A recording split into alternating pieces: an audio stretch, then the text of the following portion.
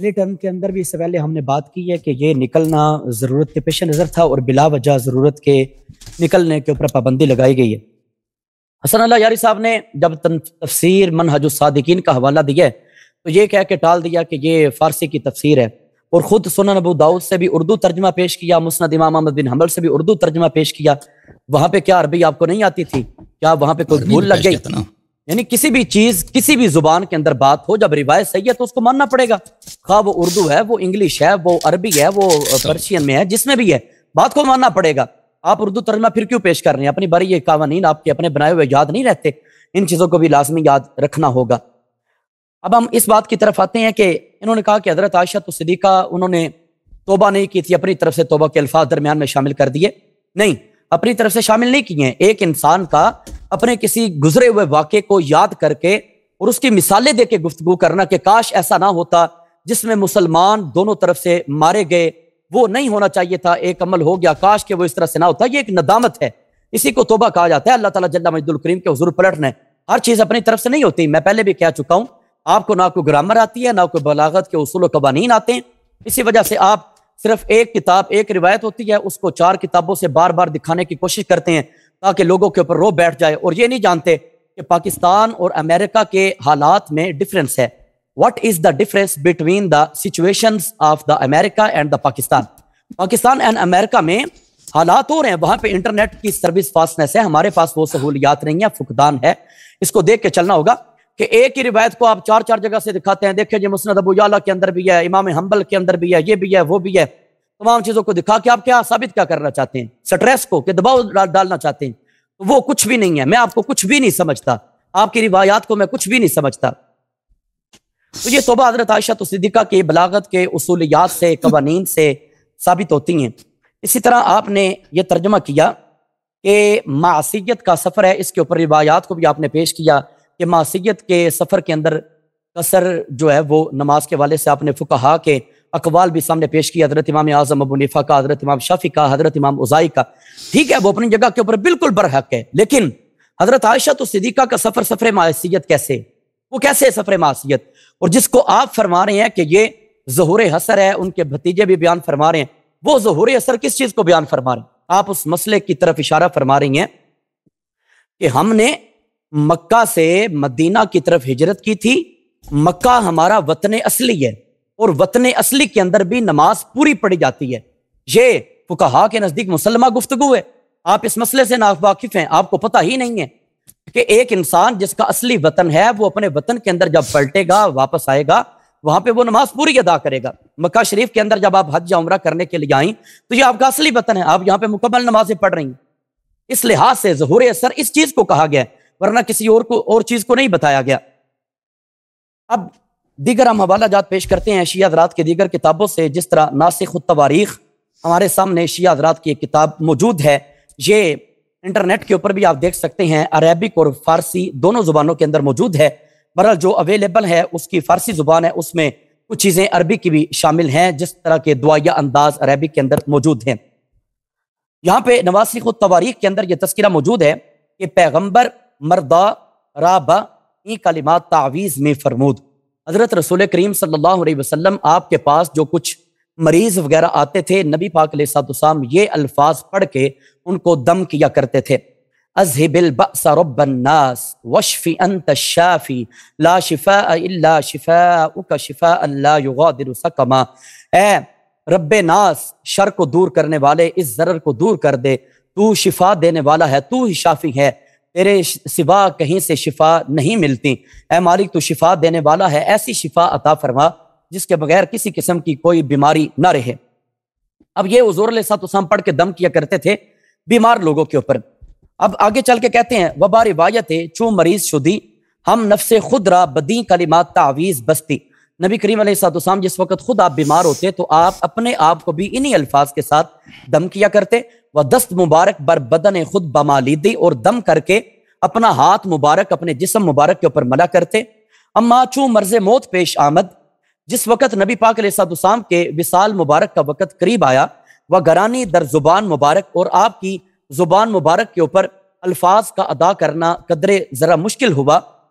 عائشہ N دعا بخاند، حضرت سیدہ عائشہ صدیقہ نے اس دعا کو پڑھا وہ دستے پیغمبر را بگرفت اور نبی پاک علیہ السلام کے ہاتھ مبارک کو اپنے ہاتھ کے اندر لیا کہ بر بدن مبارکش بمالت، اور حضور کا ہاتھ لے کے حضور علیہ السلام کے جسم کے اوپر ملا،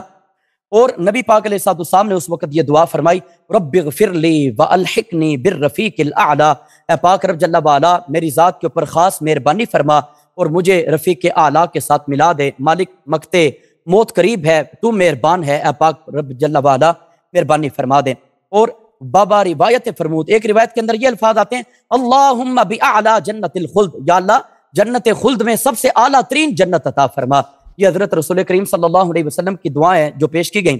آگے یہ روایت بیان کر کے ناسخ التواریخ والے کہتے ہیں، این تعویز از این پیش از بہر من سود داشت، کہ جس انسان کو جو بھی مشکل پیش آئے، جو بھی بیماری لگ جائے، اس میں یہ فائدہ مند ہے، وہ امروز ہیچ سود نمی دہد، لیکن نبی پاک علیہ السلام کو اس دن اس دعا نے فائدہ نہیں دیا، کیونکہ موت کے سوا ہر بیماری کے لیے یہ دعا مانگی جا سکتی ہے، تو موت کا علاج اس کے اندر نہیں تھا، اس لیے نبی پاک علیہ السلام کی روح مبارک کو اللہ تعالیٰ کے حکم سے قبض کر لیا گیا۔ اس چیز کو ناسخ التواریخ کے اندر بیان کیا گیا ہے۔ اسی طرح دوسری روایت جو نواسخ التواریخ کے حوالے سے بیان کی گئی ہے، اس میں قرآن مجید کی آیت طیبہ مبارکہ کو بھی پیش نظر رکھا گیا ہے کہ حضرت جناب سیدہ عائشہ صدیقہ وہ ہیں جن کی وجہ سے اور جن کے دم قدم کی برکت سے اللہ سبحانہ قدوس جل وعلا نے آیت تیمم کو نازل کیا ہے، جن کی وجہ سے قرآن نازل ہو رہا ہے، اور جن کی وجہ سے جن کے قدموں کی خیرات سے پاک رب جل وعلا نے ساری امت کو قیامت تک کے لیے تیمم بطور تحفہ عطا فرمایا۔ یہاں پہ تذکرہ موجود ہے، چیپٹر دیکھ لیں، مفقود شدن گردن بند عائشہ در منزل سلسل، ایک مقام ہے جس کا نام ہے سلسل، وہاں پہ حضرت عائشہ صدیقہ کا ہار گم ہو جاتا ہے۔ اب کیا ہوا؟ شکایت عائشہ، حضرت عائشہ صدیقہ رضی اللہ تعالیٰ عنہ، اس نے حضور کی بارگاہ میں عرض کیا، یا رسول اللہ صلی اللہ علیہ وسلم میرا ہار گم ہو چکا ہے۔ اب وہ مقام ایسا تھا، در این منزل آب نخواہیم، وہاں پہ ہمیں پانی نہیں ملتا تھا، وہ نماز ما فوت خواہد شد، نبی کریم علیہ السلام اور اصحاب رسول کی نماز جانے کا وقت ہو رہا تھا۔ ابو بکر بنزدیک عائشہ شد، حضرت ابو بکر صدیق حضرت عائشہ صدیقہ کے قریب آئے، وقت پرسید کہ عائشہ سر مبارک پیغمبر را در کنارے خیش داس، نبی پاک علیہ السلام نے حضرت عائشہ صدیقہ ان کی گود کے اندر اپنے سر مبارک کو رکھا ہوا ہے، وہاں حضرت در خواب بود اور نبی کریم علیہ السلام آرام فرما رہے ہیں۔ عجب بات ہے کہ آپ کی زوجہ مطہرہ ان کا ہار گم ہوا ہے اور نبی کریم علیہ السلام آپ جناب آرام فرما رہے ہیں، حضور علیہ السلام آرام کر رہے ہیں، زوجہ مطہرہ کا ہار گم ہے۔ بھلا ایک انسان کی قیمتی چیز گم ہو جائے تو وہاں پہ نیند آ سکتی ہے، اس کا مطلب ہے حضرت رسول کریم صلی اللہ علیہ وسلم آپ مطمئن ہیں، اور ہر حوالے سے حضرت رسالت مآب نبی سرور سید کونین صلی اللہ علیہ وسلم آپ آرام کر رہے ہیں کہ اب امت کو بتانا ہے کہ حضرت عائشہ صدیقہ رضی اللہ تعالیٰ عنہ ان کا مقام و مرتبہ کیا ہے۔ حضرت رسول کریم صلی اللہ علیہ وسلم آپ جس وقت جاگے تو اصحاب رسول نے عرض کیا، یا نبی اللہ صلی اللہ علیہ وسلم نماز کا وقت ہوا چاہتا ہے، یہاں پہ پانی موجود نہیں ہے، تو اس موقع کے اوپر خدا بندے کو دوست آیت تیمم بفرستاد، اللہ تعالیٰ نے آیت تیمم کو اتار دیا، کما قال اللہ تعالیٰ، جس طرح کہ اللہ تعالیٰ جل مجد الکریم نے حکم ارشاد فرمایا، وَإِن كُنتُم مَرْضَىٰ أَوْ عَلَىٰ سَفَرٍ أَوْ جَاءَ أَحَدٌ مِّنكُم مِّنَ الْغَائِطِ أَوْ لَامَسْتُمُ النِّسَاءَ فَلَمْ تَجِدُوا مَاءً فَتَيَمَّمُوا صَعِيدًا طَيِّبًا۔ یہ آیت کریمہ تیمم کے حوالے سے اتری، اس کی دو ضربوں کو بھی بیان کیا گیا، فَامْسَحُوا بِوُجُوهِكُمْ وَأَيْدِيكُمْ، اپنے چہروں کے اوپر مل لو، ہاتھوں کے اوپر لگا لو، یہ چیز ساری کی ساری بیان کی گئی۔ اب بتایا گیا کہ حضرت جناب سیدہ عائشہ صدیقہ رضی اللہ تعالیٰ عنہ چون شتر عائشہ از جائے جنبش کرد، جب حضرت عائشہ صدیقہ کے اونٹ کو اس جگہ سے حرکت دی گئی، گردن بند عائشہ پدید رات شد، حضرت عائشہ صدیقہ ان کا ہار جو ہے وہاں سے ظاہر ہوا، تو اس روایت کو حضرت عائشہ صدیقہ ان کے ہار گم ہونے کی صورت کے اندر دیر ہوئی، پانی کا انتظام ظاہری طور پہ نہیں تھا، وقت نماز کا جار ہے، نبی پاک علیہ السلام نے مسئلہ ارشاد فرمایا، نماز کا وقت جاتا ہو، پانی موجود نہ ہو تو تیمم کر لینا۔ یہ شان حضرت عائشہ صدیقہ کے اندر ناسخ التواریخ کے حوالے سے آیت کریمہ کو بیان کیا گیا، اور یہاں پہ بڑے جلیل القدر صحابی ہیں حضرت اسید ابن حدیر، وہ یہ بیان فرماتے ہیں، ما ہی بی اولی برکاتکم یا آل ابی بکر، آل ابو بکر یہ تمہاری کو پہلی برکت تو نہیں ہے۔ ٹھیک ہے ٹھیک ہے جناب علامہ حسن صاحب، یہ 7ویں ٹرن ہے، آپ شروع کریں۔ بسم اللہ الرحمن الرحیم۔ محترم ناظرین، ان حضرت نے پھر ایک فارسی کی کتاب سے جو ہمارے نزدیک حجت نہیں ہے اس سے پھر اس نے روایت پڑھنا شروع کر دیا، ٹھیک ہے نا، اور یہ ناسخ التواریخ یہ بہت متاخر کتاب ہے، یعنی 100-200 سال پہلے لکھی گئی ہے، اور اس میں مخالفین کی روایت کثرت کے ساتھ ہے. اور ان کو اتنا پتہ نہیں چلا. کہتا ہے آپ نے بھی تو مسند احمد کا ترجمہ دکھایا ہے، وہ ابو سنن ابو داؤد کا ترجمہ دکھایا. اور بھائی پہلے میں نے عربی دکھا دی ہے، تصحیح بھی دکھا دی. اس کے بعد عوام کو عربی نہیں آتی، ان کے لیے میں نے کہا کہ بھائی ان کی تسلی کے لیے کہ ترجمہ میرا غلط نہیں ہے، آپ کے علماء نے بھی ترجمہ کیا، میں نے وہ دکھایا نا. اگر آپ یہی اسلوب بنانا چاہتے ہیں تو بسم اللہ، پہلے شیعہ حدیث کو ہمارے مصادر سے نقل کریں، پھر اس کا اردو ترجمہ یا فارسی ترجمہ جو بھی دکھانا چاہتے ہیں، کوئی بات نہیں. اس کو اتنا پتہ نہیں چلا بھائی. انہوں نے اپنے پرانے ٹرم میں ایک حدیث نقل کیا تھا مقاتل ابن حیان سے، ٹھیک ہے نا. اس نے کتاب مجمع البیان سے کبھی جواب نہیں دیا اس نے کہ بھئی آپ کیوں خیانت کرتے ہیں، جھوٹ بولتے ہیں، چھپاتے ہیں. یہ آپ لوگوں کی اپنی روایت ہے، اس کو ہماری روایت کے طور پہ ظاہر کرتے ہیں، ٹھیک ہے نا. اور یہاں پہ میں ایک ندا دینا چاہتا ہوں، آواز دینا چاہتا ہوں اپنے علامہ عرفان مشری صاحب کو کہ عرفان مشری صاحب، مجھے پتہ ہے کہ آپ کیوں نہیں آ رہے نا. کبھی جو حالت ہوئی ہے قیصر صاحب کے ساتھ، اس سے بدتر حالت آپ کے ساتھ ہوگی، ٹھیک ہے نا. کیونکہ آپ بالکل قیصر صاحب سے بہتر دفاع نہیں کر سکیں گے عائشہ کا. یہ بیچارے اپنے پورے زور لگا رہے ہیں، یہاں پہ ان کا سب سے بڑا علامہ بھی ہو، ان کی یہی حالت ہوگی، ٹھیک ہے نا. تو آپ کے علماء اس لیے چپ رہے ہیں، اس لیے وہ عرفان مشری صاحب آگے نہیں آ رہے کیونکہ ان کو بخوبی پتہ ہے کہ جو باتیں میں کہتا ہوں ان کا کوئی رد نہیں ہے ان لوگوں کے پاس. اچھا بھائی، انہوں نے پھر کذب اور جھوٹ کا سہارا لیا اور ایک منٹ بھائی میں اس کو ہمارے، اور انہوں نے کیا کیا، یہ کہتے ہیں کہ بھائی جی دیکھیں وہ عائشہ نے سفر میں، اس لیے کہ وہ مکے میں وہ ان کا گھر تھا، وہ اصل میں مکی ہے، اس لیے انہوں نے نماز کامل پڑھا ہے. میرے بھائی آپ کیوں بات کو نہیں سمجھتے؟ حدیث میں یہ باتیں نہیں، آپ اپنے سے ملاتے ہیں، اور آپ کو جھوٹ بولنے سے آپ کو بالکل جہاں بھی آپ مرضی ہوتی ہے آپ وہاں پہ جھوٹ اپنے سے ملا لیتے ہیں. یہ کتاب شرح مشکل آثار ہے، جلد نمبر ہے 14، اور یہ ہے صفحہ نمبر 263. قاسم ابن محمد سے ہم نے پوچھا کہ ما بال عائشہ کانت تتم فی السفر، عائشہ کس وجہ سے سفر میں، نہیں بولا کہ وہ مکے میں یا بصرے کی سفر، مطلق سفر میں وہ نماز کامل پڑھتی تھی. اس نے کہا کہ لأن رسول اللہ صلی اللہ علیہ وسلم قال، اس لیے وہ نماز کامل پڑھتی تھی کیونکہ رسول صلی اللہ علیہ وآلہ وسلم نے فرمایا ہے کہ ہادی ثم ظہور العصر، یہ تم نے حج کے بعد گھر سے نہیں نکل سکتی. میں نے حدیث دکھا دی نا مختلف طرق سے صحیح حدیث کہ رسول اللہ صلی اللہ علیہ وسلم نے ازواج پر حج کے بعد گھر سے نکلنا حرام کیا تھا. تو عائشہ کو پتہ تھا کہ اس کا جو بھی سفر ہے، چاہے حج پہ جائے، کہاں جائے، وہ معصیت کی سفر ہے، اس کو بخوبی پتہ تھا. اور پھر میں نے آپ کی خدمت میں ابن قدامہ کی جو مغنی ہے اس سے میں نے آپ کو یہ الفاظ دکھا دی، ملاحظہ کریں عزیزو. ابن قدامہ کی ہے جزء ثالث، یہاں پر صفحہ نمبر 115 میں ولا تباح هذه الرخص، نماز قصر کرنے کی جو رخصت، جو اجازت ہے سفر معصیت میں، گناہ والی سفر میں اس کی اجازت نہیں. کل اباق، ایک شخص اپنے مولا سے بھاگ جائے، قطع الطریق، چور جو سفر کرتا ہے، تجارہ فی الخمر والمحرمات، جو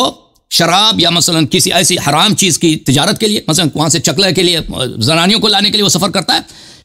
ایسے سفروں میں اجازت نہیں ہے جو معصیت کی سفر ہو. تو عائشہ کے